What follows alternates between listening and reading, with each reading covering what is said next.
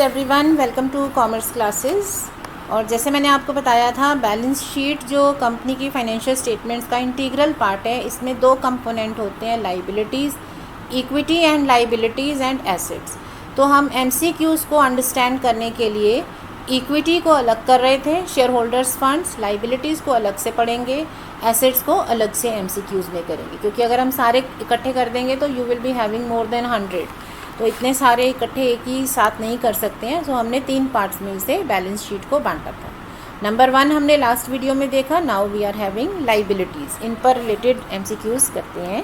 So let us start from the given items which is not shown under current liabilities. तो current liability में क्या नहीं आता? Trade payable, short term provision, borrowings, inventories नहीं आता है, इन्वेंट्री एसेट होती है। नेक्स्ट है हमारा short term borrowings appear in the balance sheet under the head. तो शॉर्ट टर्म बोरोइंग किस हेड में आएंगी? शॉर्ट टर्म बोरोइंग्स होती हैं करेंट लाइबिलिटीज़। एसेट मत समझना, ठीक है, क्योंकि बोरो किया है, पैसा उधार लिया है, एडवांस नहीं है। एडवांस का मतलब होता है किसी को पैसा दे दिया है, एडवांस में सैलरी दे दी किसी एम्प्लॉय को। यहाँ पे बोरो किया है तो ये लाइबिलिटी है। Now from the given items which is a part of current liability, तो क्या करेंट लाइबिलिटी में आएगा? सो यहाँ पे करंट लाइबिलिटीज़ में आएंगे ट्रेड पेबल। ये तीनों चीज़ें करंट एसेट्स हैं, सो ध्यान से पढ़ना है।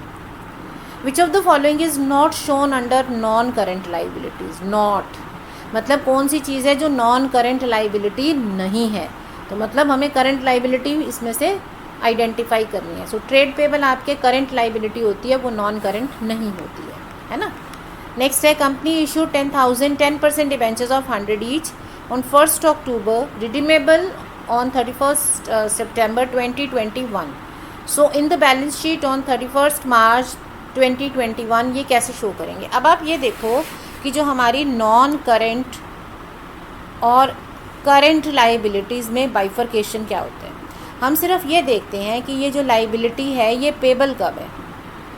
अगर ये पेबल है within the trade cycle which is usually 12 months on the date of balance sheet. अगर आप बैलेंस शीट की डेट को देखो तो ये अगर with in that next year, मतलब विद इन 12 मंथ्स जो ट्रेड साइकिल है उसके अंदर पेबल है, तो ये करंट लाइबिलिटी में आता है, और नहीं तो ये नॉन करंट में आता है। अब क्या हुआ, आप बैलेंस शीट बना रहे हो 31 मार्च 2021 को, और इन डिबेंचर्स को आपने पे कर देना है 30 सितंबर 2021 को। तो ये तो आपने फटाफट से 6 मंथ्स में पे कर देना है, तो ये क्या बन गई हमारी करंट लाइबिलिटी। तो करंट लाइबिलिटी में ये आ जाएगा short term borrowing. Now which is not a long term borrowing, इसमें से लॉन्ग टर्म बोरोइंग कौन सी नहीं है, तो हमें करंट ढूंढनी है। बॉन्ड्स आपके लॉन्ग टर्म होते हैं, डिबेंचर्स, पब्लिक डिपॉजिट्स ये यूजुअली लॉन्ग टर्म होते हैं, तो करेक्ट आंसर है ट्रेड पेबल। ठीक है, सो ट्रेड पेबल आपका लॉन्ग टर्म बोरोइंग नहीं है। Dash appears in a company's balance sheet under the head short term provisions. तो प्रोविजंस में क्या आता है? Interest accrued but not due, provision for tax, unpaid dividend, calls in arrear. तो इनमें से हमारा प्रोविजन कौन सा है? हमारा प्रोविजन है प्रोविजन फॉर टैक्स, नाम में ही आ रहा है ना। नेक्स्ट है 1010% debentures are redeemable within 12 months from the date of balance sheet. तो अभी बताया था विद इन 12 मंथ्स जो है ये हमारी करंट लाइबिलिटी में आपका आएगा, लेकिन इसकी जो हेडिंग है वो होगी शॉर्ट टर्म बोरोइंग्स। ठीक है, बट अगर मान लो आपको यहाँ पे दे देते ये ट्रेड साइकिल इसका है, सपोज ट्रेड साइकिल आपके बिजनेस का है 9 मंथ्स, इन दैट केस क्या होता है, ये तो आपकी बाद में पे होनी है ना। ट्रेड साइकिल से लंबा अगर पे होता है तो वो लॉन्ग टर्म माना जाता है। शॉर्ट टर्म और लॉन्ग टर्म का बहुत सिंपल सा हिसाब है। ट्रेड साइकिल के विद इन अगर पे करना है तो वो शॉर्ट टर्म है, अदरवाइज लॉन्ग टर्म है। नेक्स्ट है provision for tax appears in the balance sheet under the head. तो अभी बताया था हमने, ऊपर भी आया था ना, प्रोविजन फॉर टैक्स आता है शॉर्ट टर्म प्रोविजंस में। ठीक है, नेक्स्ट है विच of the following is not a short term borrowing. Not, तो ये शॉर्ट टर्म बोरोइंग नहीं है। बैंक ओवरड्राफ्ट आपका इमीडिएटली पे होना होता है, ठीक है। ट्रेड रिसीवेबल्स आपके बोरोइंग ही नहीं है, ये तो पैसा आना है। लोन पेबल ऑन डिमांड आपकी शॉर्ट टर्म होती है, क्योंकि ये कह रहे हैं ना पेबल ऑन डिमांड का मतलब जब मांगेंगे देना पड़ेगा।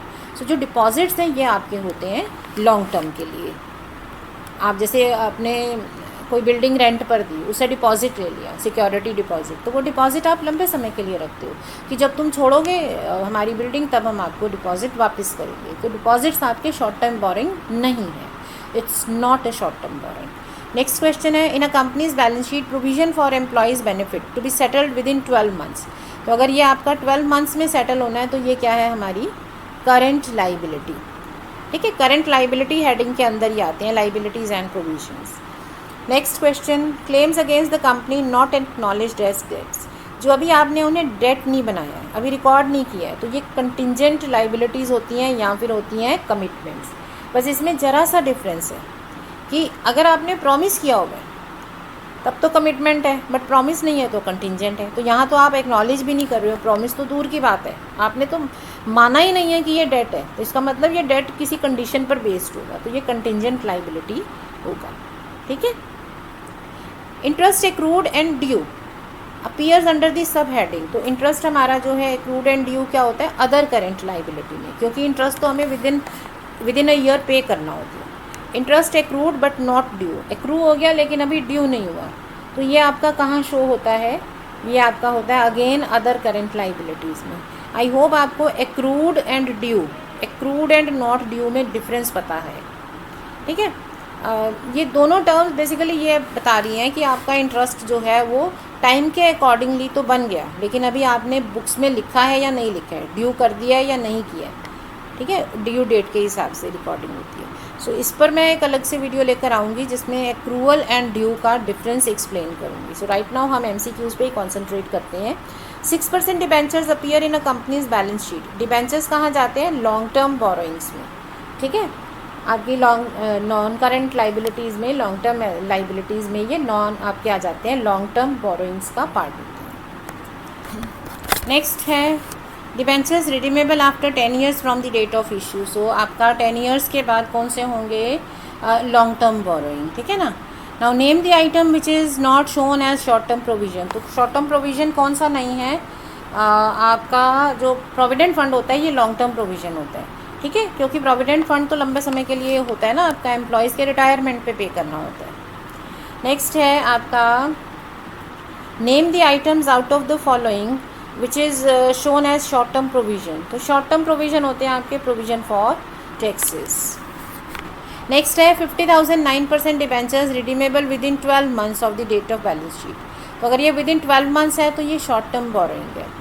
Bills payable is shown as, bills payable कैसे शो होते हैं आपके, बिल्स पेबल आपके हो जाते हैं ट्रेड पेबल का पार्ट होते हैं, है ना।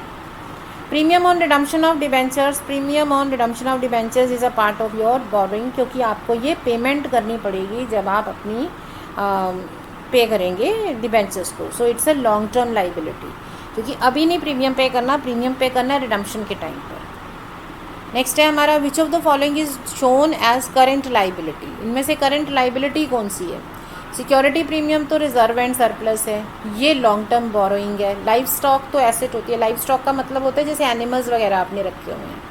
ठीक है, तो ये तुम्हारा करंट लाइबिलिटी नहीं है, एसेट है ये तो। So none of the above is the correct answer. Next है under which heading the item discounted bills but not matured. ये कहाँ आते हैं, बिल डिस्काउंट कर लिए आपने, ठीक है ना, इसका मतलब क्या हो गया कि ये आपकी कंटिजेंट लाइबिलिटी बन गई, क्योंकि अब आपको अगर सामने वाला पे नहीं करता, इसको एक्सेप्टर पे नहीं करता, तो आपको पे करना पड़ेगा। नेक्स्ट है while preparing the balance sheet of a company which item is shown under the head long term borrowing. इनमें से लॉन्ग टर्म बोरोइंग कौन सी है, वो हमारी होती है डिबेंचर्स।